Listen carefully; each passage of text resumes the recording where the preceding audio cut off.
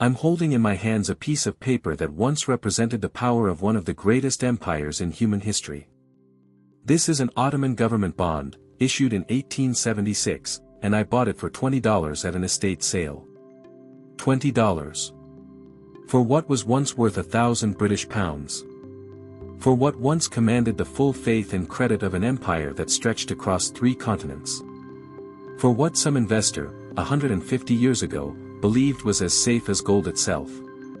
This worthless piece of paper tells a story that no history book can tell as clearly, the story of how empires really collapse. Not in dramatic battles. Not in sudden revolutions. But slowly, invisibly, through financial promises that cannot be kept, through debts that grow beyond all possibility of repayment, through the gradual erosion of trust until one day, the paper that everyone believed was valuable becomes worth less than the cost of framing it. I've spent months researching this single bond, tracing its history, understanding what it meant when it was issued and what happened to the people who held it. What I discovered is not just a history lesson. It's a warning. Because the patterns that turned this bond from treasure to trash are playing out right now, in ways that most people refuse to see. Let me describe this bond to you in detail, because the physical object itself tells part of the story. It's larger than modern paper, roughly 12 inches by 16 inches, printed on heavy stock that has yellowed but not crumbled over the century and a half since it was created. The borders are ornate, decorated with intricate geometric patterns that reflect Ottoman artistic traditions, the same patterns you might see on tiles in the great mosques of Istanbul. At the top, in both French and Ottoman Turkish, it declares itself to be an obligation of the Imperial Ottoman government.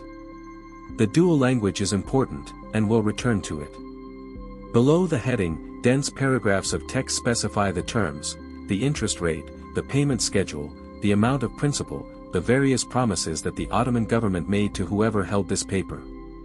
Attached to the bond, or at least they were originally attached, were small rectangles called coupons. Each coupon represented one interest payment. The bondholder would clip a coupon on the specified date and present it to a bank to receive the promised payment in gold. Most of the coupons are missing from my bond, clipped and presented long ago, or perhaps lost over the decades. A few remain, testament to payments that were never made. The French language on the bond is significant. This bond was not issued for domestic Ottoman investors, who would have read Ottoman Turkish. It was issued for European financiers, for wealthy individuals and institutions in Paris and London and Vienna who were looking for higher returns than their own government bonds provided. In the 1870s, the Ottoman Empire was considered a reasonable credit risk. Not as safe as Britain or France or Germany, certainly, but those empires paid lower interest rates precisely because they were safer. The Ottoman 5% seemed like fair compensation for the additional risk. European investors purchased millions of pounds worth of these bonds, expecting steady returns backed by the resources of a great empire. They were wrong. But understanding why they were wrong requires understanding the entire trajectory of Ottoman finance in the 19th century. The Ottoman Empire had existed for over 4 centuries by the time this bond was issued. It had once been the most powerful empire in the world, threatening the gates of Vienna, controlling the holiest sites of 3 religions, dominating trade routes that connected East and West. Ottoman armies had been feared from Persia to Poland. Ottoman navies had ruled the Mediterranean. But by the 19th century, the balance of power had shifted decisively. European nations had industrialized, developing manufacturing capabilities that produced better weapons, faster ships, more goods at lower cost. The Ottoman economy remained largely agricultural and artisanal, unable to match European productivity. The military advantage that had once allowed Ottoman armies to conquer vast territories now belonged to European powers instead. This created an existential crisis for the empire. Without modernization, the Ottomans would fall further and further behind, eventually becoming easy prey for European imperial ambitions. But modernization was expensive. New weapons, new ships, new factories, new railways, new telegraph systems, new schools, new everything. Where would the money come from? The Ottoman economy could not generate sufficient surplus. Taxes could be increased only so much before provoking rebellion. Traditional sources of revenue were insufficient for the scale of investment required. And so the sultans turned to borrowing. The first major Ottoman foreign loan was issued in 1854, during the Crimean War. Britain and France, allied with the Ottomans against Russia, helped arrange the financing. The loan was relatively small by later standards, only £3 million, and it served an immediate military purpose. It seemed like a reasonable thing to do. But it established a pattern. Each loan made the next loan easier to justify. Each successful borrowing demonstrated that the credit markets would accept Ottoman paper. Each payment made suggested that the debts were manageable. And so the borrowing continued. £5 million. 10 million. 20 million. 50 million. Each loan was larger than the last. Each carried slightly higher interest rates as lenders began to perceive the growing risk. But the money kept flowing, and the Ottoman government kept spending. What did they spend it on? This is the crucial question, and the answer explains why the debts became unpayable. Some of the borrowed money went to genuinely productive investments. Railways were built connecting major cities and ports. Telegraph lines spread across the empire, improving communication and administration. Some factories were established. Some agricultural improvements were implemented. But much of the borrowed money was simply consumed. It paid for palaces and court ceremonies. It paid for armies fighting expensive wars that produced no economic return. It paid for bureaucracies that were inefficient and often corrupt. It paid, increasingly, for interest on previous borrowings. This last point is crucial. When debt grows faster than the economy, an increasing share of each new loan must go simply to paying interest on existing debt. The borrower is running faster and faster just to stay in place. Eventually, they cannot run fast enough, and they fall. By the early 1870s, approximately half of all Ottoman government revenue was going to debt service. Half. This meant that for every tax piastre collected, 50% went immediately to foreign creditors before a single soldier could be paid, before a single road could be maintained, before a single government function could be fulfilled. And still it was not enough. The debts continued to grow. The interest payments continued to increase. The mathematics became impossible. Then came the perfect storm.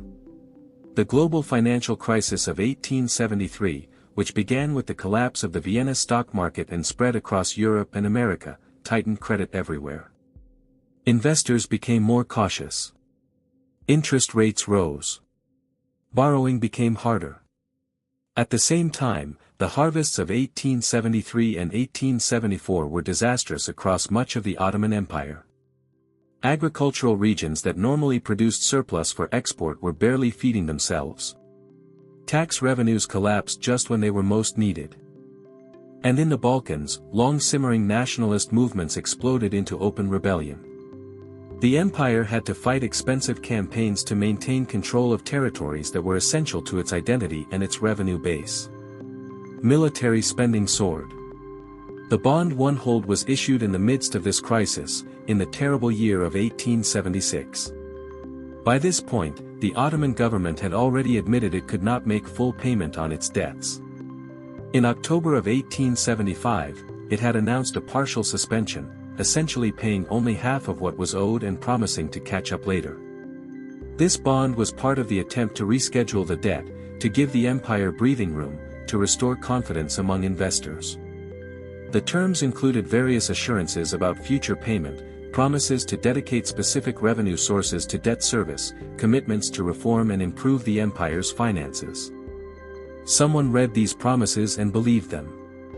Someone handed over £1,000, a substantial fortune in 1876, and received this bond in return. Someone believed that the Ottoman Empire would honor its word, would make the payments, would eventually repay the principal. They were catastrophically wrong. The crisis only deepened after this bond was issued. In 1876 alone, there were 3 different sultans, as the political situation spiraled out of control. War with Russia came in 1877, ending in devastating defeat that cost the empire most of its remaining European territories. The economy contracted. Revenue fell. The debt became ever more unpayable. By 1881, the pretense of normal debt service was abandoned entirely. The European powers imposed the Ottoman Public Debt Administration, a remarkable institution in which foreign creditors took direct control of major Ottoman revenue sources. Imagine the humiliation. Imagine foreign officials, answerable not to the Sultan but to bondholders in Paris and London, sitting in offices across the empire, collecting taxes that Ottoman officials could not touch.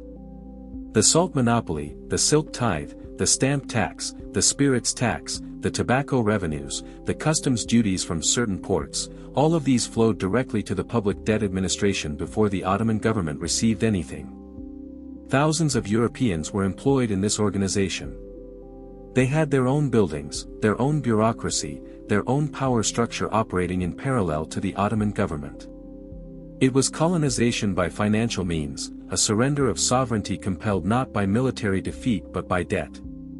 And still, the bondholders were not fully repaid. Even with direct control of major revenue sources, even with thousands of employees ensuring that every possible piastre was collected, the debts were too large to be serviced in full. Bondholders received partial payments, restructured terms, new promises to replace old ones. The original terms of bonds like the one I hold were never honored. The person who purchased this bond in 1876 lost most of their investment.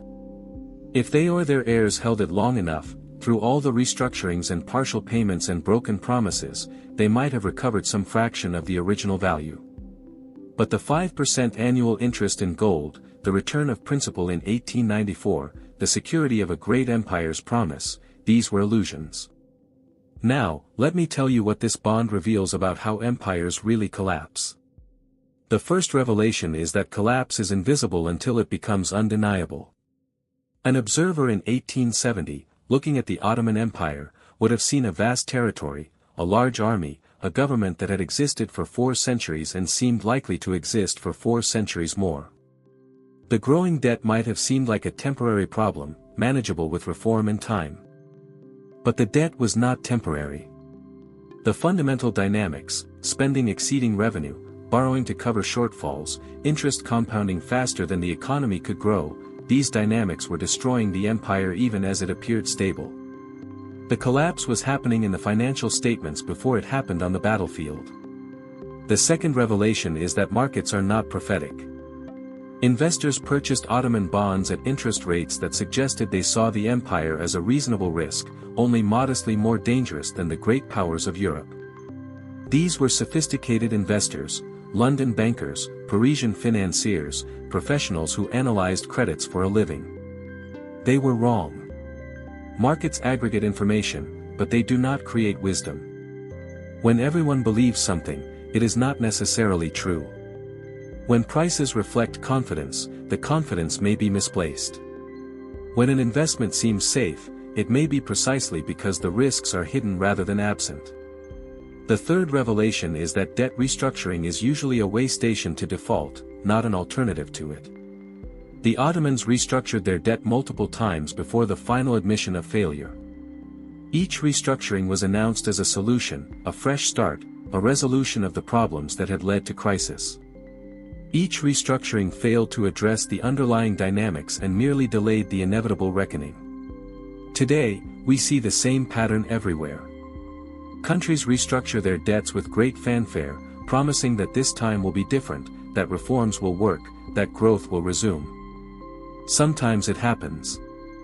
More often, the restructuring is followed by another crisis and another restructuring, until finally the debts are repudiated or inflated away or simply forgotten.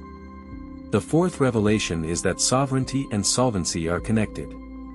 When the Ottoman Empire lost control of its finances to the Public Debt Administration, it lost something essential to its existence as an independent state.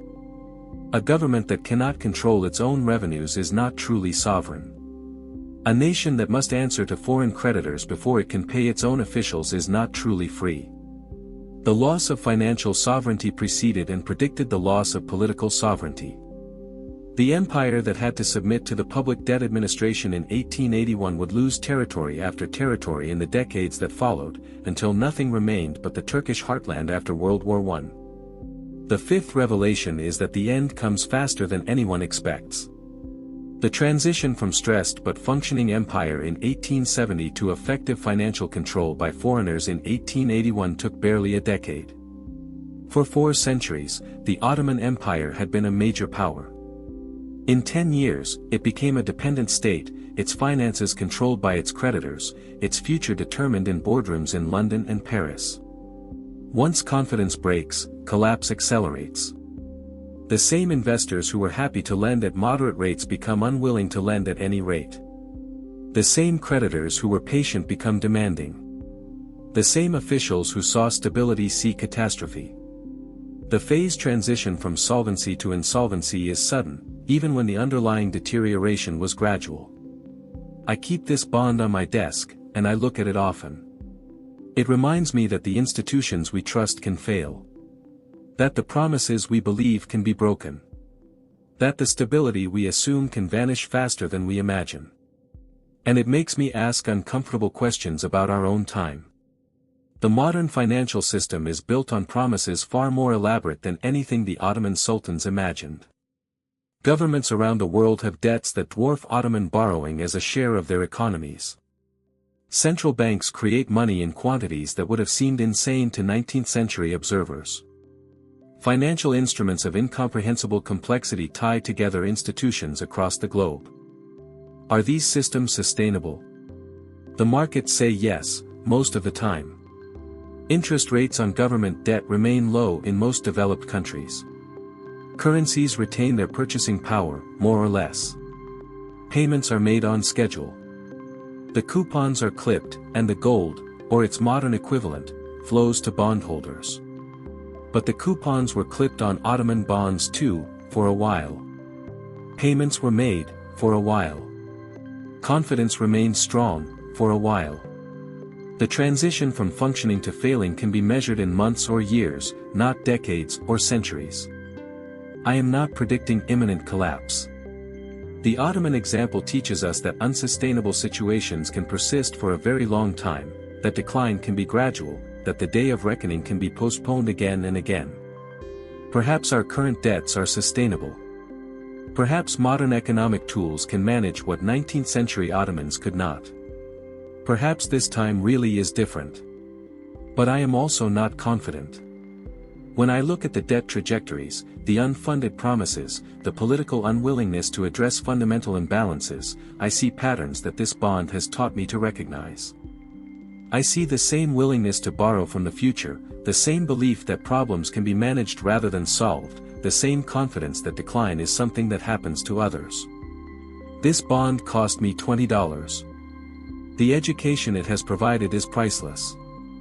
It has taught me that empires end, that promises are broken, that the paper we trust today may be worthless tomorrow.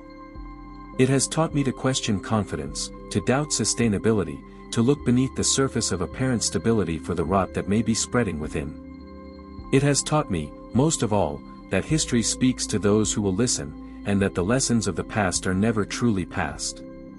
What bonds do we hold today that future generations will buy for $20 at estate sales?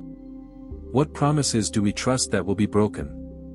What collapse is happening now, invisibly, in financial statements and debt trajectories, that will become undeniable only when it is too late? These are the questions this bond asks me every time I look at it. These are the questions I hope it now asks you.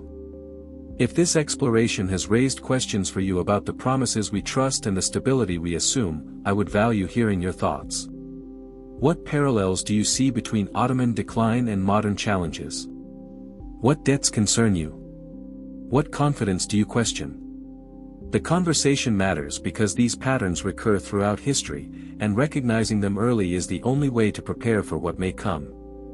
If this investigation has provided value to you, consider staying with us as we continue to explore the patterns that connect past, present, and future, and that may help us navigate whatever lies ahead.